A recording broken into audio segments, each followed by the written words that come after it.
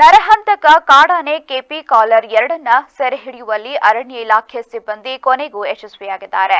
ಸತತ ಕಾರ್ಯಾಚರಣೆ ಬಳಿಕ ವೈದ್ಯರು ಕಾಡಾನೆಗೆ ಅರವಳಿಕೆ ಚುಚ್ಚುಮದ್ದು ನೀಡಿದ್ದು, ಸ್ವಲ್ಪ ದೂರ ಓಡಿ ಕಾಫಿ ತೋಟದೊಳಗೆ ತೆರಳಿ ಕಾಡಾನೆ ಮಲಗಿದೆ. ಬೇಲೂರು ತಾಲೂಕಿನ ಶಿರಗೂರು ಗ್ರಾಮದ ಸಮೀಪ ಈ ಕಾರ್ಯಾಚರಣೆ ನಡೆದಿದ್ದು, ಬೆಳಗ್ಗೆಯಿಂದಲೇ ಇಟಿಎಫ್ ಸಿಬ್ಬಂದಿ ಹಾಗೂ ಪಶುವೈದ್ಯರು ಕಾಡಾನೆಯನ್ನ ಸೆರೆ ಹಿಡಿಯಲು ಹರಸಾಹಸ ಪಟ್ಟರು. 2 ಬಾರಿ ಕಾರ್ಯಾಚರಣೆ ತಂಡದ ಕೈಗೆ ಸಿಗದೆ ತಪ್ಪಿಸಿಕೊಂಡಿದ್ದ ನರಹಂತಕ ಕಾಡಾನೆಗೆ ಕೊನೆಗೂ ಅರವಳಿಕೆ ಚುಚ್ಚುಮದ್ದು ನೀಡುವಲ್ಲಿ ವೈದ್ಯರು ಯಶಸ್ವಿಯಾಗಿದ್ದಾರೆ. ಕಾರ್ಯಾಚರಣೆಯ ಮೇಲ್ವಿಚಾರಣೆಗಾಗಿ ಡಿಎಫ್ಒ ಸೌರಭ್ ಕುಮಾರ್, ಪಿಸಿಸಿಎಫ್ ಏಡುಕುಂಡಲ ಸೇರಿದಂತೆ ಅರಣ್ಯ ಇಲಾಖೆಯ ಹಲವು ಅಧಿಕಾರಿಗಳು ಸ್ಥಳದಲ್ಲೇ ಮೊಕಾಂ ಹೂಡಿದ್ರು. ಅರವಳಿಕೆ ಮದ್ದು ನೀಡಿ ಕಾಡಾನೆ ನೆಲಕುರುಳಿದ ಬಳಿಕ ಸ್ಥಳಾಂತರ ಕಾರ್ಯಕ್ಕೆ ಸಿದ್ಧತೆ ನಡೆಸಲಾಗುತ್ತಿದೆ. ಕಾರ್ಯಾಚರಣೆಯಲ್ಲಿ ಧನಂಜಯ, ಪ್ರಶಾಂತ, ಈಶ್ವರ, ಮಹೇಂದ್ರ, ಲಕ್ಷ್ಮಣ, ಏಕಲವ್ಯ ಹಾಗೂ ಅಜ್ಜಯ್ಯ ಸೇರಿದಂತೆ 7 ಸಾಕಾನೆಗಳು ಭಾಗವಹಿಸಿವೆ.